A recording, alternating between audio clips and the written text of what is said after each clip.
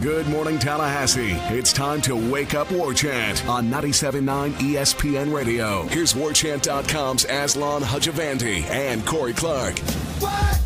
Right here. We're not going anywhere. We right here. Wake on up, Tuesday morning edition of the program called Wake Up Warchant, 97.9 ESPN Radio, brought to you by For the Table Hospitality. I'm Aslan. The other guy is Corey. Corey will talk now. Corey, how are you? I'm good, buddy. I'm good. I'm excited. I'm ready to go. Fired up. Dude, you had a grind of a Monday knocking out Woo. For me, yeah. Wake Up for me, Warchant, Woo, W-U-W, Woo. Is that what we call it, Woo? That's what we call it, the acronym on the web. But you did that, then you came back to knock out some headlines action, which will be dropping later today or on Hump Day. I think it'll be today, yeah. Yep. Pretty sweet. Give the people what keep they your ears want. out for that. Then knocked out some video content for the .com. Yep. For warchant.com. Keep your eyes out for that, folks. And obviously, if you're not a member at Warchant, you need to be. Slow down over there, man. Like, why are you grinding so hard in June?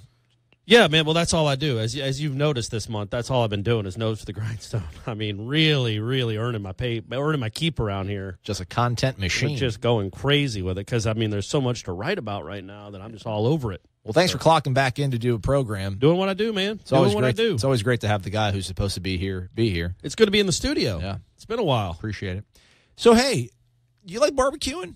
Are you a grill out guy? You like barbecues? Getting everybody together? Get now, the do you band call together? it when you have people over and you're using the grill? Do you call it? Are you cooking out or are you barbecuing? Come over for a barbecue. Come over for a cookout. I think cookout's more colloquial. More colloquial. It rolls off the tongue a little bit better than, hey, we're having a bar. Actually, Then I we're don't having a like barbecue. I don't like calling it a barbecue unless you're barbecuing. That's always been my issue with the word. It's like if you're just putting hot dogs and hamburgers and steaks on a grill, that's not barbecuing. Yes, it is. Well, then where does the word barbecue come from? That's not a steak. That's eating pork. That's eating a rib with barbecue sauce on it, and that's eating ribs and corn on the cob and stuff like that. That's a barbecue to me. This is actually an argument going. I wanted to go a different path, but since you're steering us this way, yeah, I was University of Tennessee men's basketball Twitter tweeted out something about things we've barbecued this year, and it said the SEC. And it had a little star next to it. It said co-barbecued because I guess they split the SEC regular season title, the men's basketball team for Tennessee. Not the football team. Correct. And then it said these steaks. But they were cooking the steaks on a gas grill, so everybody was like, that's not a barbecue. It needs to be charcoal. I just don't. And all this stuff. Like, whoa, everybody, go back to your corners. Barbecue isn't a synonym for grill, is it? I always thought it was. I mean, I get what what saying, like, hey, what do you want to do for lunch today, guys? Let's do some barbecue. That's not like, hey, let's get a hot dog. How do you like your steak? Yeah. How do you like your hamburger? But no, I mean, if it's at a house, if it's a home, and there's a grill, and it's a fire, and there's food on it, you're barbecuing.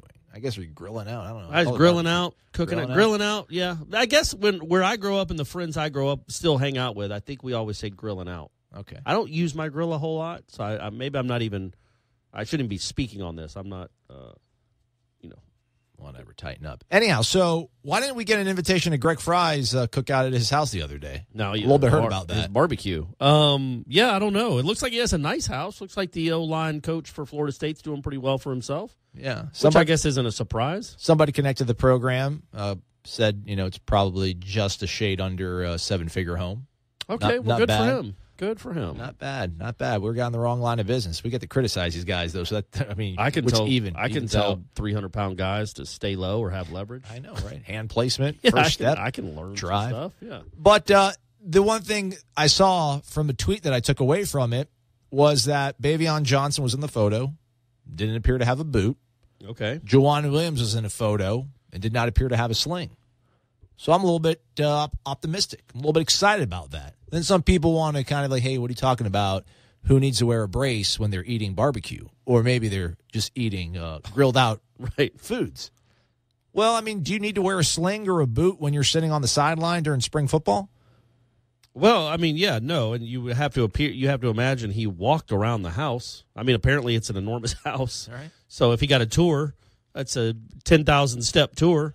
And then walking over the car and all that stuff and walking around. Yeah, you would think if it's just for precautionary measures, right? So if you if you're in a boot, you need a boot. And Willie said that he thought everybody was going to be healthy and ready to go once the season or once camp opened back up. So I think those are the encouraging things. Everybody went to the automatic, oh, check it out, man, camaraderie, team bonding, everybody's getting along. This is super sweet. I'm like, yeah, whatever. Like, let me see. I wonder if they did that a lot with the old regime. Remember the crazy scene in the Showtime show where Derwin came to Charles Kelly's birthday party, but it was just Derwin? Yeah.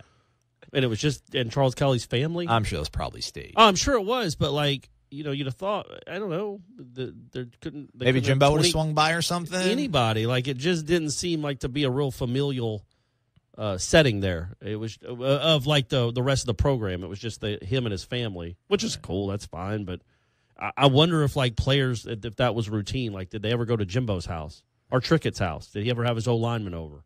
He probably showed up to their dorms at like 0400. Just playing Reveille. Pops and just like, get up! Yeah. Get up, you son! Banging trash cans together, waking them up. Wake up! Yeah, there you go. That would be a way to wake up.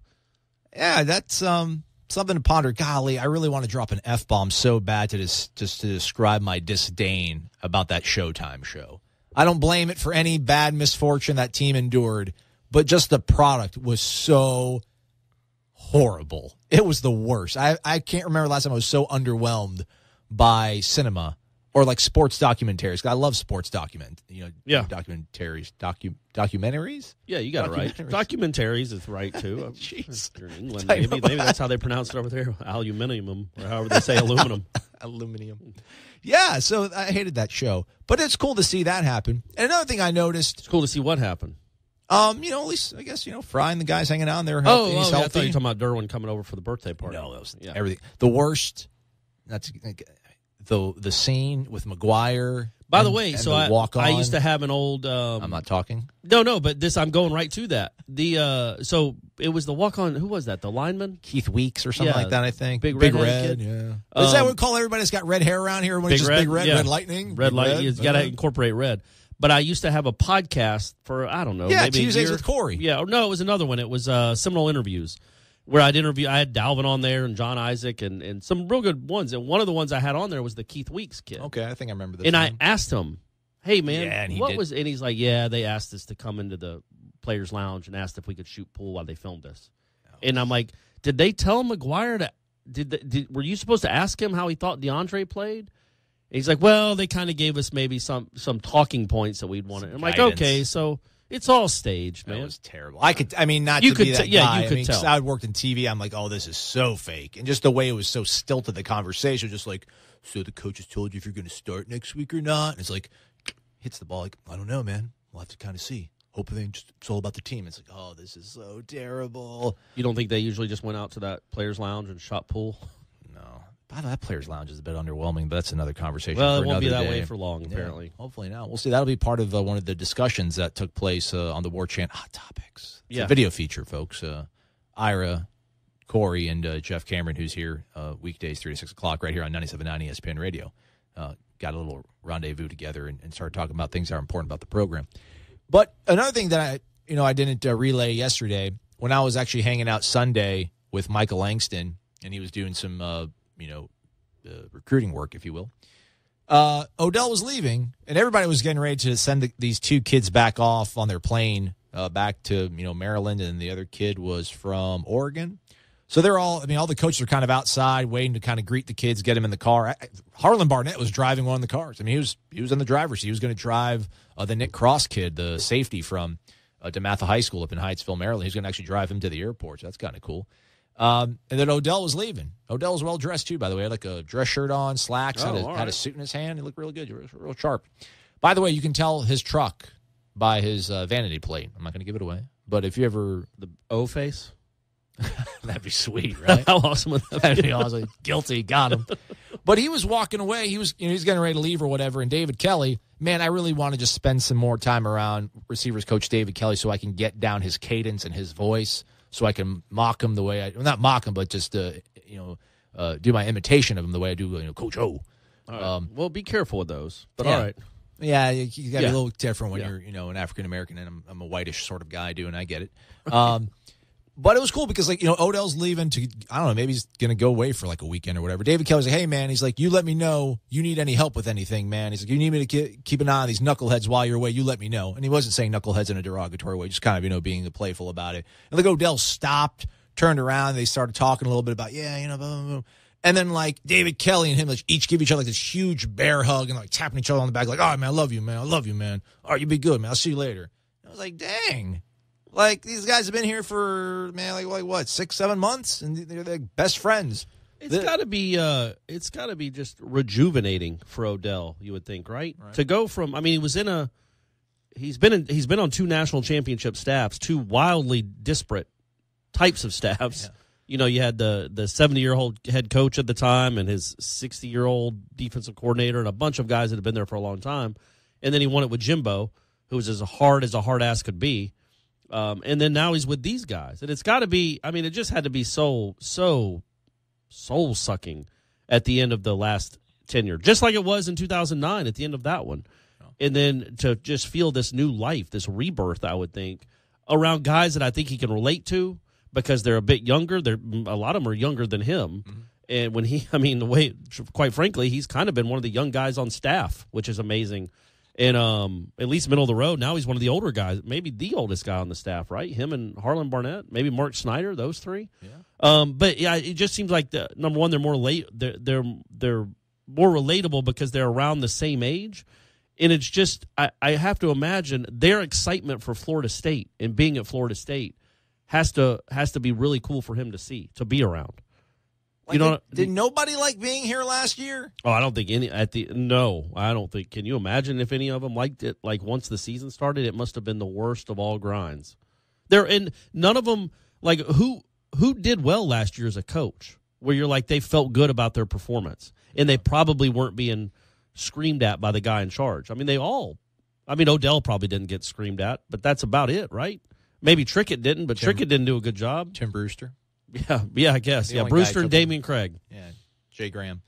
Yeah, it's just that was one of the things that I remember seeing. And cool, that's cool though, right? That he's obviously feels a connection with these new guys, and they are new guys, and they're kind of mercenaries in the sense that they don't have any real connection to Florida State, but I think they're really excited to be here. Yeah, and when you're focusing on wins and the process, and you're being robotic, I don't think.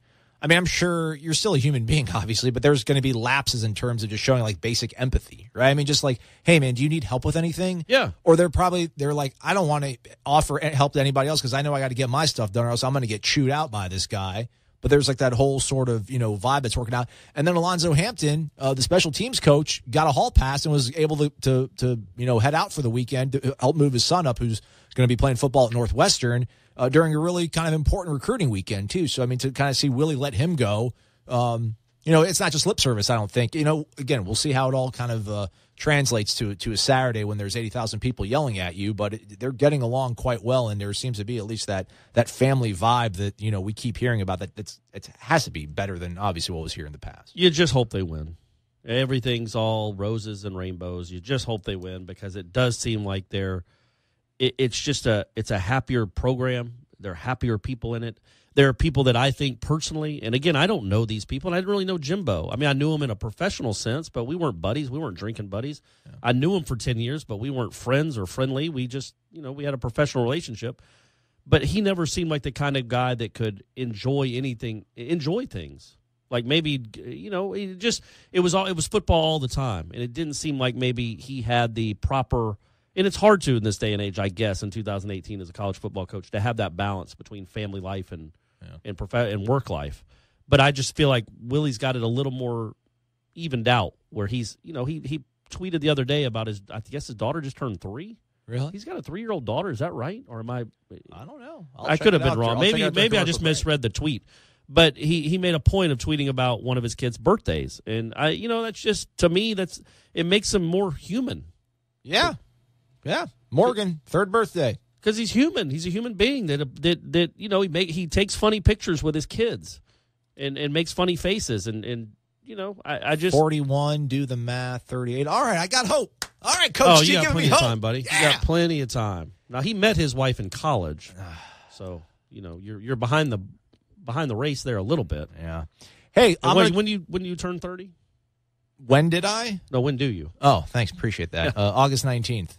By the way, I told you off there yesterday, but both, this is weird. This is a weird thing to say, a weird statement, but I was at a baseball tournament this weekend with Stephanie, my current girlfriend. I shouldn't say current. That implies that she's going to be the past girlfriend soon. She's on her way out. My girlfriend. Keeping around. My girlfriend. In 2018, in June of 2018, Stephanie's my current girlfriend. I don't know where we'll be a month from now. But also, my ex-wife Shanna was there too, watching Brady play, and they were, they're friendly. We're all friendly, yeah. And they were both talked about how much they liked you, and I liked you on the show, and that Shanna thought you were like late 20s. Oh, nice. Yeah. I'm like, oh no, he's a lot older than these. This boyish voice of mine. Need to get a little heft into it. Hey, man, I'm going to bring in Michael Langston. We're going to talk some recruiting. Again? Yeah, we got, dude, this is, man, the quiet period might have started, but this is when the fun stuff starts happening. So we'll bring Michael Langston in to give us a little bit of some insight of what's going on later this week. That's going to be a really cool thing for warchant.com subscribers. But Corey and I will rejoin forces shortly after that. It's Wake Up Warchant, 97.9 ESPN Radio. You're locked in to Wake Up Warchant on 97.9 ESPN Radio.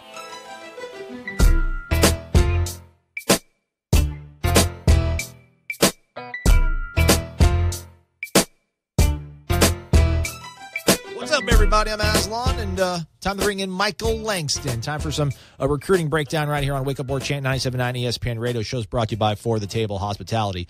Michael, we're going to be getting into a car around this time tomorrow, heading to Atlanta. I'm stoked. What about you? I think you're even more excited than I am, but I'm excited about it. It's always a big event, the 5-star challenge. So I'm excited to see how that goes, and everyone performs, and certainly all these prospects and targets have to say about FSU.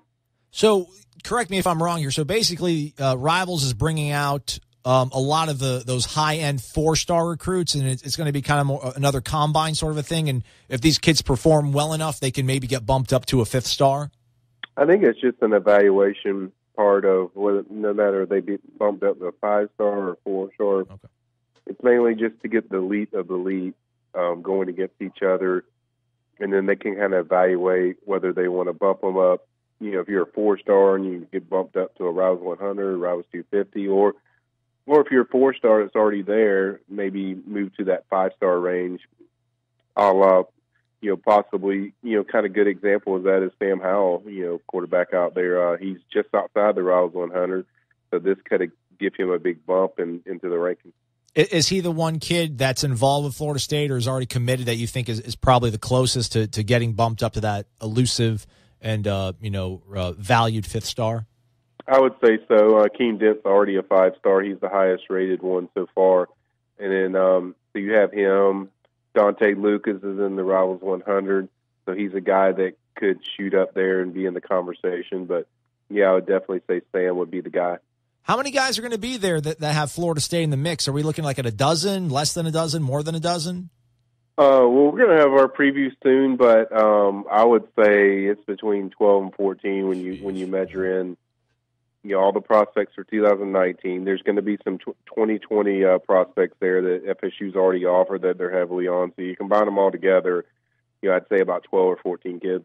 So this is the dead period. So are coaches allowed to attend this thing, or do you know how that works? No, they're not. Coaches can't have any contact with any kind of recruit in person. So, and even if they did, that's not allowed for this kind of event. This is just mainly for people at Rivals. It's an exclusive event, that they host every year, and it's a chance for them to see and kind of evaluate who's the best and who should be ranked higher and who should be ranked lower. That's the thing.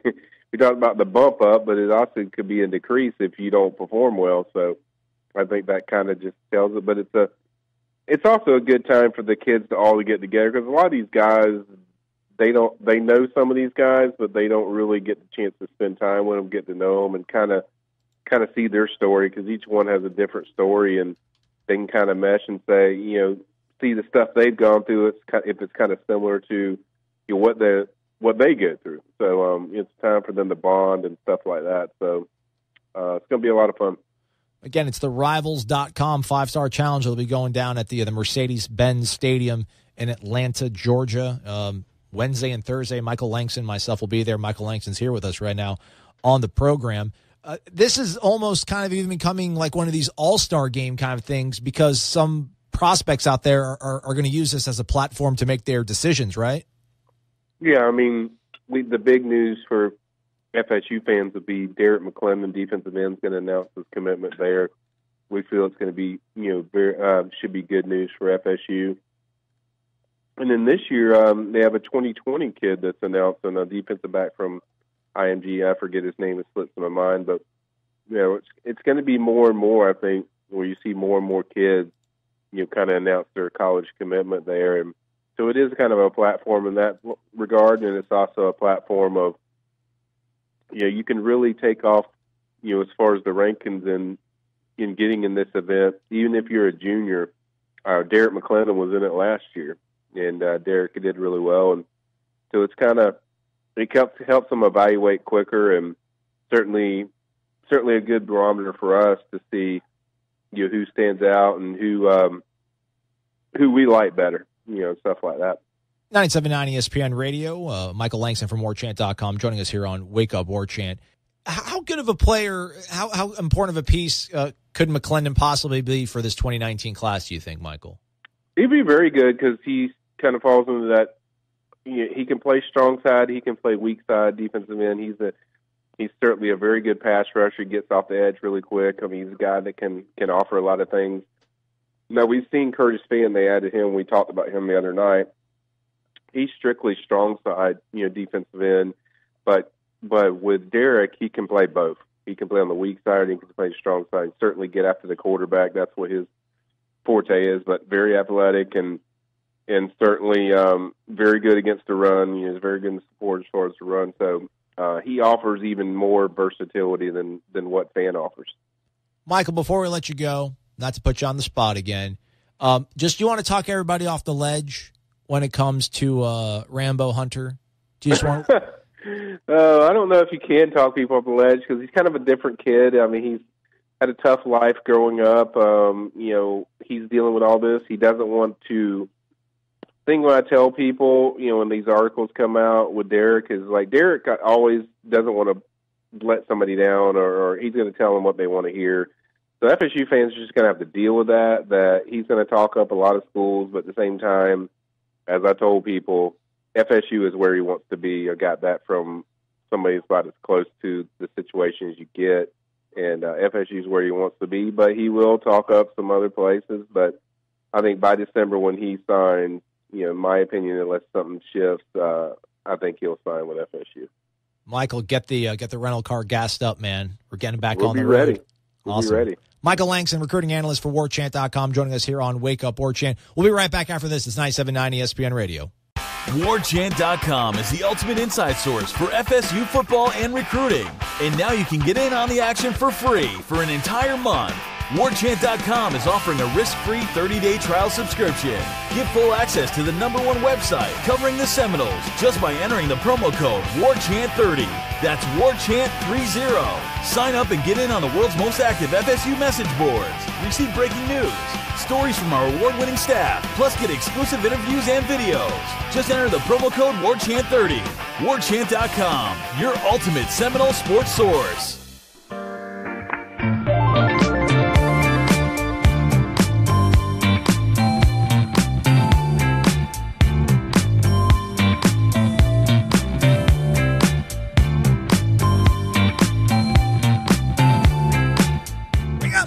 Wake Up Warchant, 97.9 ESPN Radio. I'm Aslan. The other guy, Corey Clark.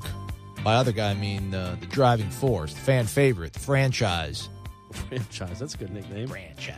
Show's brought to you by For the Table Hospitality. It's 97.9 ESPN Radio. To pick up on what we spoke about in the first segment, Corey, you talked about the familiar or the familiarity or the familial. There you go. Golly, what's wrong with me, man? The familial feel around the coaching staff. This obviously branches off of it, but how we talked about it a month ago or so about just Willie's overall disposition and the way he is recruiting-wise and how that's going to kind of play with some of the other recruits. And I shared that photo that had Dan Mullen awkwardly trying to stand all hip with a recruit. Meanwhile, Willie, went hoodie up, like crouched down, pointing at the camera, kind of like a b-boy. Right. That kid actually was the Curtis Fan kid that committed to Florida State over the weekend. So, some people that might, not be comfortable with their head coach being that sort of, having that much fun or trying to, be that hip. It worked. The more uncomfortable thing is the Dan Mullen thing because for sure. Just own that you're not hip. That's fine. Nick Saban isn't doing crazy poses and didn't he put gold Dabo's teeth in his not. mouth? Yeah, I mean, they'll dance in the locker room, but that's totally different. Yeah, than, and that's just as a goof for 5 seconds, Right. and then they're back to get back to work. Yeah. But yeah, I mean that's I don't think it's Willie. It's Willie. That's who he is. That's he's having fun with it, but he's comfortable doing that. It's a real problem when the guys that aren't comfortable doing that try to relate. When you try to relate and you're not relatable, that comes off as 100% false. To me, anyway, it would come off as 100% false to these kids, and they know it. That'd be my personal. I mean, that's why Saban doesn't do it. That's why Jimbo didn't do it. Jimbo would pose. He's not gonna, he's not gonna crouch down and do a, pointing at the camera or anything like that. He'll pose and make an awkward smile, and he's a fine recruiter, but he knows what he is. He doesn't try to be something he's not. Yeah, it's comfortable on his skin. Dan Mullen trying to out Willie Taggart. Willie Taggart will fail miserably. Find what lane you're supposed to be in and stick to it. See, I obviously despise. You're not cool. Know that you're not cool. That's what I'm saying. Just know you're Willie Taggart's a pretty cool guy. Dan Mullen is not. Just know you're not. Yeah, know what waters you should be fishing in. My thing is, and not to do a spoiler on some of the topics that you guys discussed, you, Jeff Cameron, who has a show here 3 to 6 p.m. on 97.9 ESPN Radio throughout the weekdays, an Irish show fellow managing editor. But you guys talked about, I guess, the balance of recruiting in this state. I don't know. I don't want to say underestimating, but you guys didn't seem to really think much of Dan Mullen when you guys talked about him. And I don't know. I think he's a good coach. He's a good coach. I don't want to say fearful, but you guys are talking about records, wins and losses. Like nobody's even we're not even worried about Florida anymore. Like we're just don't worry about them. Well, is that how it is? Like Ira brought up a good point on headlines. He's like, man, it's been a while since they've been good, and it has. 2009. We're looking at a decade now since Florida was really relevant. They had that one smoke and mirrors season in 2012. Right. Other than that, they've been about a 600 winning percentage type program in 2 losing seasons. Yeah, I mean that's awesome. Say it again. That's crazy. That's 10 years where they haven't been really relevant at all. Even Florida State during their lost decade had a ACC championship, an Orange Bowl appearance. Now I know Florida got to the SEC championship game a couple times. Beat a top 5 team in Boston College. Oh yeah, remember that? Yeah. Remember that, Matt Ryan? Gino Hayes streaking down the sideline. Gino Hayes. But yeah, man. So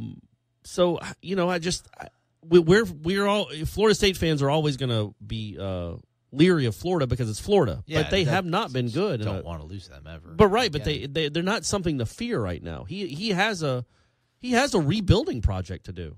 Yeah, see, I just think because he can. My because time in it's Mississippi, Florida. and I know it's coach. different. Yeah, he can coach. That game, the Egg Bowl game, to him was life. I mean, the way it was just so toxic the way he treated the game. But if you're a Mississippi State fan and you won that year, you loved him. You wanted to give him a lifetime contract. But then when he lost it, you were just absolutely, shipwrecked about it. But can you do a 30-second, maybe even less, like the most Cliffs of Cliff Notes version you can do of why it's called the Egg Bowl? I think it's actually a fairly large poultry state. Like Sanderson Farms is there. They're a chicken chicken plant, processing plant. They're in south part of Mississippi. But there are a lot of poultry farms in Mississippi. Are there just eggs on the side of the road? Not that bad. Okay. There's these 2 eggs towns falling from the sky. There's these 2 towns that are off of I-20 that are about 9-10 miles apart. Morton and Forest, and they play the battle for the golden chicken. It's a trophy. It's a golden chicken trophy. It's pretty cool though. It's got to be something to live in Mississippi. It was interesting, man. It was interesting at least. But yeah, I mean, he went all in on that game, so that's why I'm kind of like. Oh, he'll make it important, and he needs to. It's smart to do that. But the thing about Florida is they got a few of them. Like Georgia's really important. Right. Tennessee, I guess. LSU now. LSU, yeah. I mean, they've got really important rivalries. It's not just, hey, Florida, we got to beat one team. They got to start beating a lot of different teams, man. I mean, they haven't been good for a while. Hopefully Kirby will keep him. Will curb stomp him? Or Kirby can be the guy that loses to him. Just Willie, just keep winning, man. That's what I need. That. Speaking of Willie, Willie actually sat down with ESPN's Marty Smith as part of Marty Smith's America podcast, and gave us a little bit of insight into that quarterback that everybody wants to know about, how he's doing health-wise. Here's an excerpt from that interview. First, is DeAndre Francois healthy? He is, I wouldn't say 100%, but I would say probably around about 80%. He's running now. He's out running and doing things with the team, and that's good because spring ball he wasn't necessarily running, but he's running and cutting and doing things with the guys now. So he's right on track. I mean, a little bit of an update. 80% sounds pretty good for June 26th. I'd take 80% of June 26th of DeAndre Francois. Yeah, especially what was he in spring ball? What did they say, like 40 or 50? I mean, he still moved around pretty good to me. Yeah, he looked like he could move to me, and so if he keeps progressing at that, I mean, it's once you get above like 88. Well, I mean, what are we doing? Oh, he's 91% now. Now he's 92.6. I mean, he can play right now. If he had to play on a Saturday, I'm sure he could play. Right? I mean, if you're 80%, you can play. Was it 80% towards like being able to play, or is he 80% of who? I took that as like he's 80% all the way back of DeAndre Francois. Yeah, not 80% of. He's not 4/5 of the way to being able to compete for a job. He's 4/5 of the way to be. Yeah, man. Hey, again, Georgia public schools, my man. Why you got to show up Pinellas County? That's just what we do. That's how we rolled up in Gwinnett County. Man, you guys are such show-offs. And 5 out of 6 is 83.3%. Stop, man. Making me feel really insignificant over here. Yeah, I mean, that's obviously encouraging to hear because ultimately they want two guys to battle for this. I'm still trying to I can't even put my head around like a quarterback competition because it's been so long since there was like a legitimate one with two, I don't know, guys that you're really curious to see about. I mean, I know whenever Golson showed up, yeah, it's like, I don't know. I mean, I was just like, well, I'm like, obviously Golson's going to start. He didn't transfer here to sit. There wasn't a whole lot of suspense around that. I think there's the sort of warring factions right now, but we don't get too far into that one. Back again to the first segment, we're talking about, obviously Willie's got to win. Can you even put so much of it, I don't want to put ourselves into the story, or I don't want to put myself into the story. That's like the first rule of journalism or whatever. But so much of it is, if we're going to spend the next 2 months continuing to push this whole narrative about how awesome everything is with Willie and how the vibes are good and, everybody's, mended and there's all this, sort of, just coalition going on, I'm not going to speak anymore. If that's not a word, it should be a word. All right, there we go. I'm not going to say any word beyond like 2 syllables from here on out because I just can't do it today.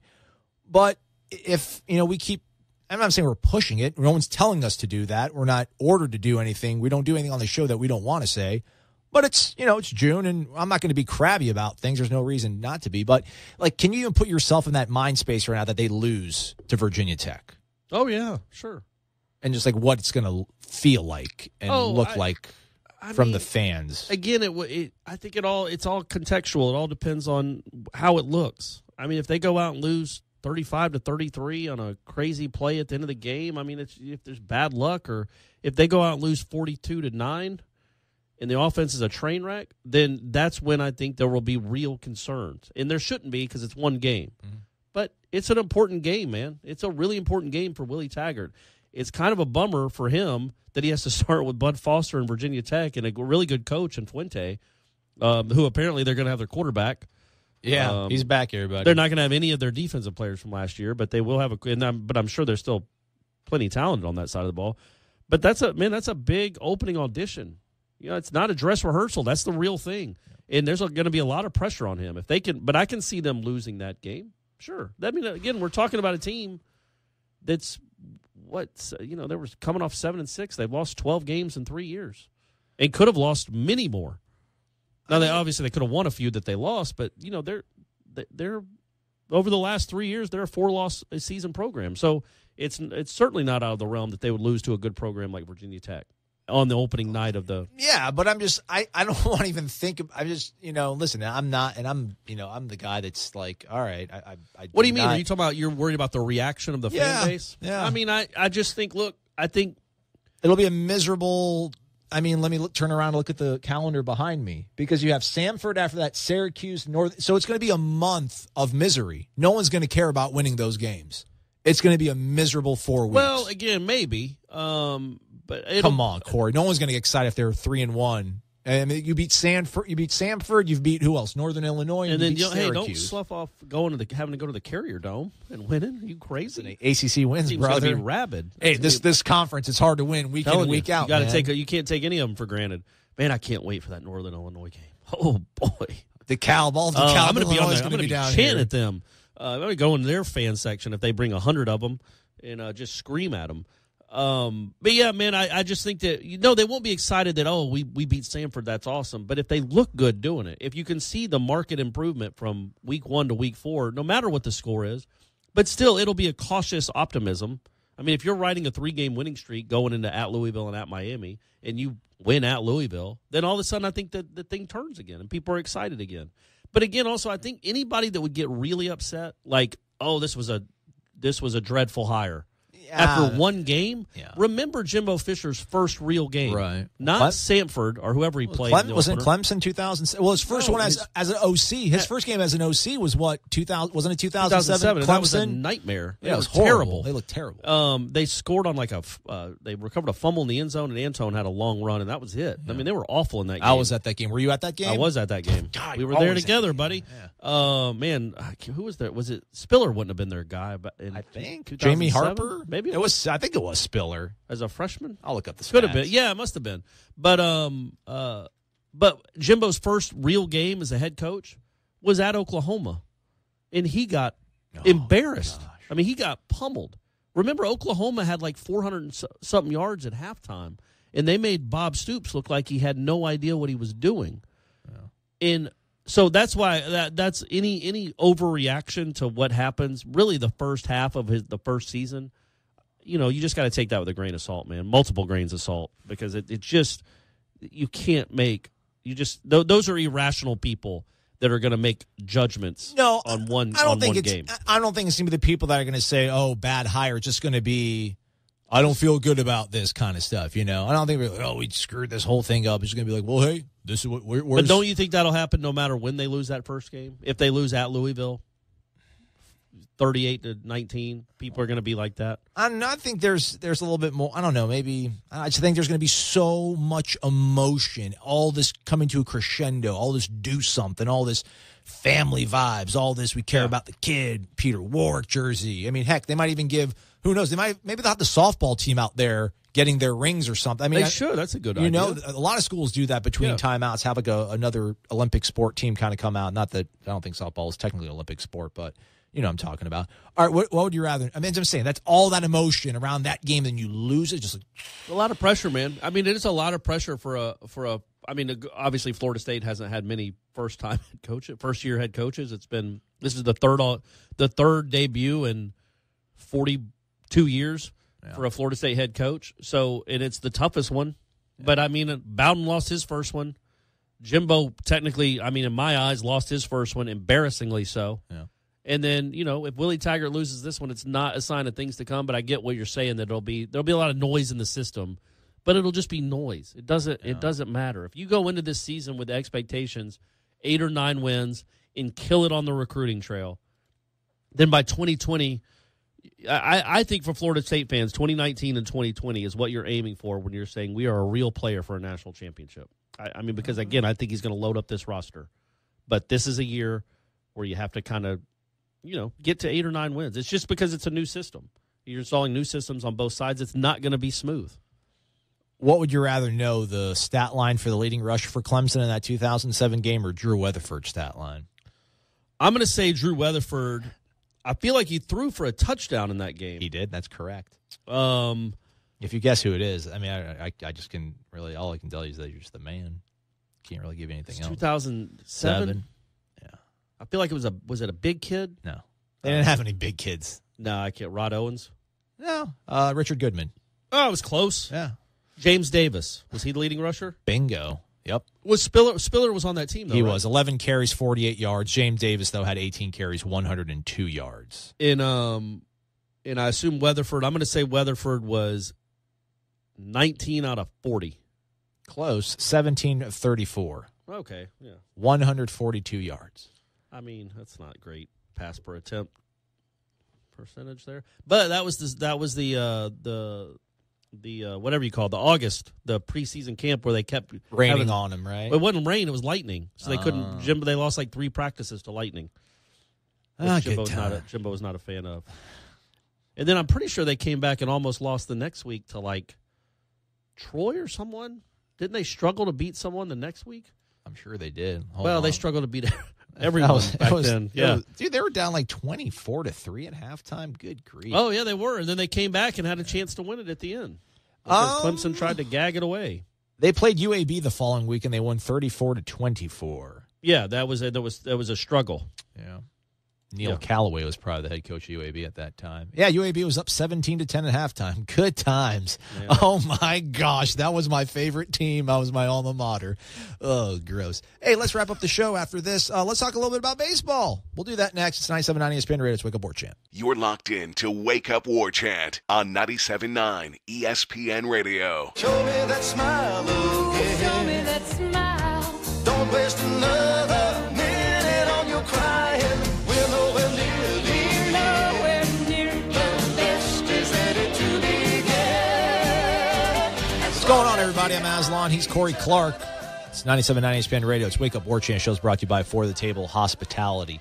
All right, so one thing that we didn't get to on the Monday program, and it happened late at night before we actually came in here and did the show, was that Mississippi State went ahead and made their hire for their next head baseball coach. They didn't keep their interim coach, Gary Henderson. They went and got this Lamonesis. They would have had to if they'd have won the national championship, right? Yeah. You can't have a guy win the national championship and not hire him. I'm trying to think there's got to be some. I mean, no, because like Michigan did that with Steve Fisher, but then Steve Fisher kept the job. Yeah, he won it. Yeah. Chris, how would you pronounce lemon with an IS on the end? Lamonis? All right. That guy, the head coach at Indiana formerly, is going to take over Mississippi State. I mean, the only reason I'm bringing this up is because this is a school that just built a $55 million, renovated their baseball stadium, $55 million. It's a power program. Yeah. 10 trips. One of the best ones. Yeah, 10 trips to the College World Series. They're up there. They're close to Florida State for the most trips to Omaha without coming back with the trophy. They're not all that close. Florida State's at 22. Yeah, what I'm saying in terms of they're probably number 2 on the list or number 3. But but they have a great history and tradition. Yeah, Rafael Palmeiro, Will Clark, Bobby Thigpen, Jeff Brantley, those kind of guys. I think Buck Showalter, even went there, coached there, or something like that. But this kind of gives you an idea because they went after the Whales. They went after the Jim Schlossingles from TCU. They went from Dan McConnell at is it McDonald or Dan McDonald? It's Dan McDonald. I don't want to say McConnell. Dan McDonald. Bad show today. We need to have a tip jar. I need to do something. Oh, you've had a bad show. No, I was going to say, I think it's been a great show overall. You've done well. I do what I can. You're carrying things over here. Cliff Godwin, ECU coach, had to come out and publicly say he wasn't interested in the job. And their AD is through and through a baseball guy. He's their former baseball coach. So this guy. They have all that to offer. Who knows how much money they had to offer if they were going after the TCU guy who's making over $1 million at TCU, which is crazy in itself. But if he's making that much, Mississippi State was going to offer more than that. And then they have to settle for the Indiana coach. And this isn't the guy that beat Florida State in the Super Regional. It's not even that guy. Yeah, he's at Arizona State now. Yeah. So, or he was. I don't know how he's done out there. He's still there. I don't think they've done all that well, though. But, yeah, so it's like, man, it's just I would have a hard time, just me, knowing this program. I grew up a Florida State fan. I wasn't hugely invested in baseball, but I knew about it. And I know the history of Mike Martin Jr. I would have a hard time. It would be odd to me to see that to go get the head coach at Indiana to lead the Florida State program as opposed to Mike Martin Jr. Yeah. That to me I know this is Mississippi State, and they didn't really have a lot of assistants to choose from, it wouldn't appear. Jake Gotro, their hitting coach, is like a really hot commodity, and supposedly he's going to stay But why didn't they make him the interim? Were they afraid he'd do well and they'd have to hire him as the head coach like that? Maybe too young. That was a really sticky situation that early in the season. Right. Gary Henderson. But he's going to stay there. That's supposedly, according to Kendall Rogers, the plan is that he's going to hopefully stay in place. And he's like, with those two guys, it's going to be a really scary coaching staff, blah, blah, blah. But, I think that just makes you, as a Florida State fan, as you're saying. There's no way you'd be fired up about a hire like that. No. Like, it's not like you're hiring a guy that won a bunch of national champions. I don't even know what Indiana's done the last 4 years. 4 years. Kyle Schwarber. 140-win season. It was this most recent season. I think they lost in the regional title game against Texas. They've been to they made to the NCAA tournament 3 out of the 4 years he's been there. They've never made it past the regional round, though. as the kids like to say, miss me with all that. Is that what they say? I don't know. I don't even know if that makes sense in the context I was using. But it'd be hard for me to process hiring just an okay Big Ten coach to come lead my wonderful program, my historically significant program. That would that didn't hit me at all. That would not be a hire that would be. That's what I'm saying. And if you've got $55 million stadium, and that's the best you can do, then what pool is Florida State fishing from? Yeah. So now Florida State's a better program than Mississippi State, but it's close. It's not apples and oranges. Yeah. Florida State's been traditionally better, and they have better talent in this state. It's a better job, but can they pay as much as Mississippi State? I don't know. We'll find out, right? That's the next on the baseball sort of trilogy or storylines that you and I have been working on. Yeah, the facilities that are just comparing Florida State's facilities and the money that they have, the budget compared to these other programs who apparently have unlimited budgets. I mean, this really just makes you kind of, we got to wrap things up here. It almost makes you thankful if you're a Florida State fan about Willie Taggart. I mean, we'll see how it obviously works out, but that was a guy that was identified early on, and everybody seemed to, even the fans got on board with the idea of him being the next head coach, and they were able to get that done really quickly. Very rarely do powerhouse programs really get guys in that like Texas, you put in your story. They got David Pierce from Tulane. Tulane. Really? You know what I mean? Yeah, that's what you can do at Texas is Tulane. And Augie Garrido at that point was the winningest coach, and he had all these World Series rings, obviously. And it's like, that's we got this guy, and he's doing all right. But yeah, it's just crazy how that kind of all works. It never works out perfectly. So just brace yourselves, everybody, and just support whoever gets it. Are we doing a Renegade Express thing this week? Probably not. Good thing that you brought that up. I'm going to be going to Atlanta tomorrow morning, so we'll try to have a program before I get out of here, but we'll probably not have a Friday show. I might do one remotely with Michael Langston, as you heard him talk about previously in the show. We're going up there for the 5-Star Challenge. And there's a kid, the Derek McClendon kid from Tucker, Georgia, is going to be committing one of the days up there, and I think all indications are he's going to pick the Noles. Hey, spoiler alert. So, we'll probably... Did you ask for questions this week on the Tribal Council? No, I didn't even put anything out man, there. so my man can't... I really want to know, more than anything, my man that signed up on September 11th. Oh, okay. I hope he can share that the next time you ask for questions. And again, I'm not being... Flippant. At all. I'm genuinely curious if he did it at like 6:30 in the morning and then the world exploded, or if he did it to like get his mind off it, or if he didn't even know about it. It's all of it. Maybe he was a college kid. Maybe he's a high school kid. I'm really interested. What a time to sign up for Warchant. Yeah. Hopefully we'll figure that out. We'll come back tomorrow. They'll do a program. You want to do that? You cool with that? I mean, we'll see. He's Corey. I'm Aslan. Thanks for listening. These recruiting updates are nothing but fluff. Are you wasting your time again on free blogs and social media to get the scoop on FSU recruiting? Yeah, it's all bait and switch. Get me excited with a headline, but get nothing in return. You're on warchant.com. What's really going on with FSU recruiting? Could be another top 5 class, but for the real scoop, you'll need to get your own Warchant subscription. What's it cost? Free. There's a 30-day trial offer. Just sign up and you'll get full access through signing day. And nobody has more accurate and timely information on recruiting than Warchant.com. You know I like free. Sign me up. Warchant.com, your ultimate Seminole source.